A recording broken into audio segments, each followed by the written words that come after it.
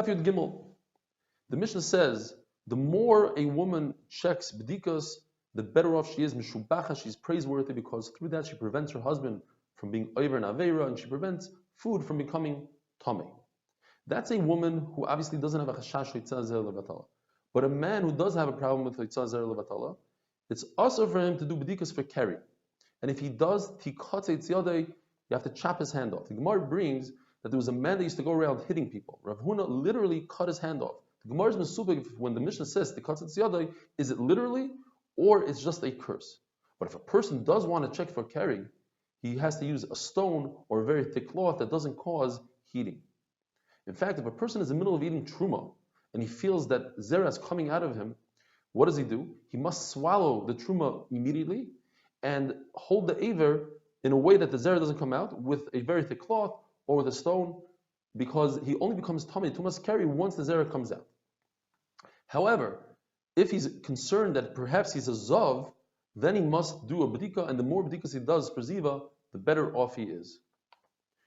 Rabbi Eliezer says that anybody who relieves himself and holds his aver may be mavul la'olam, even though that there's a concern that if he doesn't hold the aver, he'll dribble on his foot, and people might say that he's a person that can't have children and that his own children are not his, they're mamzerim. Nevertheless, even though it's a big chashash, the Isra of Yitzhak Zer Levatal is much worse, and he shouldn't hold the aver.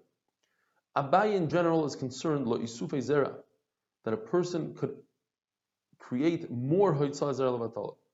Rava says no. That would mean that he's adding a new taiva and initiating a new zera, and that we're not concerned for. This is a sugya unique in Shas. Rabbi Yochanan says Yitzhak Zer Levatal is chayiv misa. Rabbi Yitzchak says it's as if he murdered somebody. Ravasi says as if he's oived avodah zarah. The Gemara says a story. Shmuel was on the rooftop of a shul with his famous Talmud Rabbi Yehuda, and Rabbi Yehuda had to relieve himself. Now it's not proper to relieve yourself on the rooftop of a shul. The kedusha of the shul is there. So Shmuel recommended to Rabbi Yehuda that he relieve himself over the edge of the shul. Now the only way to do that is to hold on to the aver. The question is, how could Shmuel recommend that to Rabbi Yehuda? Says the Gemara a number of tirutzim. First pshat is, there's a concept called boileshes.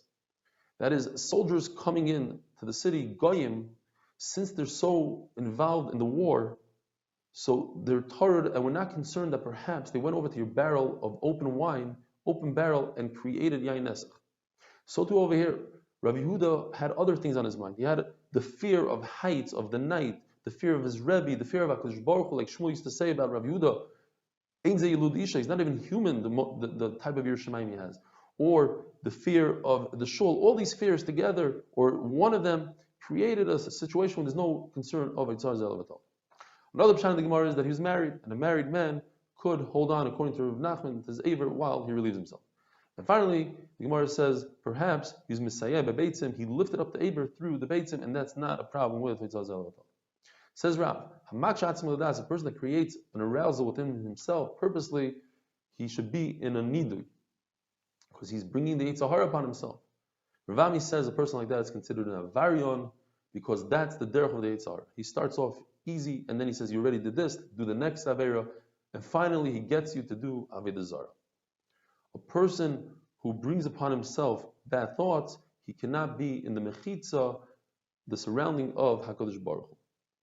It says in the pasuk, "Yedeichem damim mileyu," your hands are full of blood. Literally, it's discussing murder, but Rabbi Eliezer learns it also for Hoitzaz Zer Levatal.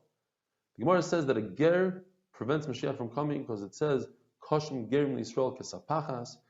Another person who prevents Mashiach from coming is a person who marries an underage girl, a young girl that's less than 12 who can't have children, and it says, "Ein ben David ba ad shichlu kol haneshama shebaguf." But guf is a holding self for the neshamas, and he's not helping the situation by marrying somebody who can't have kids yet.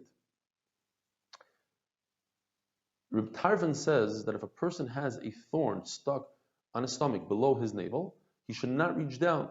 He has to be used to not putting his hand below his navel for Yitzhak Zer Levatal. Even if he has tremendous amount of pain, now it's better to have pain today than to have pain lasted lavoi in Gehenna.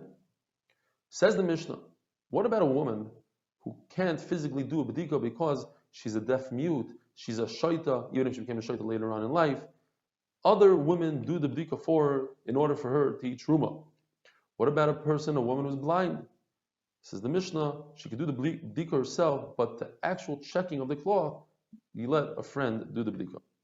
What about a kohen who's a shaita? We can't trust him to do bdika. Says Reb Lezer, Reb Tzadok, we create a leather pouch around his aver to check if there was zera there. If it's clean, you could eat truma. Say Tanakama, wait a minute. That itself, the pouch, creates heat, which will create zera levatala. Besides that, the zera could be absorbed in the leather pouch. Therefore, Tanakama says other people check him, he gets to eat truma. But once he goes to sleep, we have to assume that he had zera, and therefore he's tamei. Rebbe Elazar says, I have a great idea. Create a metal pouch, which has no heat, and therefore we have no issue. Abai says, I have a better idea. Create a copper pouch. Says Rav Papa, from all these pouches, we see the problem with pants. Pants create heat. And therefore we have an issue. The Torah says that a kohen should wear pants. Therefore we must say, the kohen's pants, they had a lower pouch. It was away from the aver, which didn't create heat. It had drawstrings, went from the hips to the thighs. It didn't have pockets. Have a wonderful day.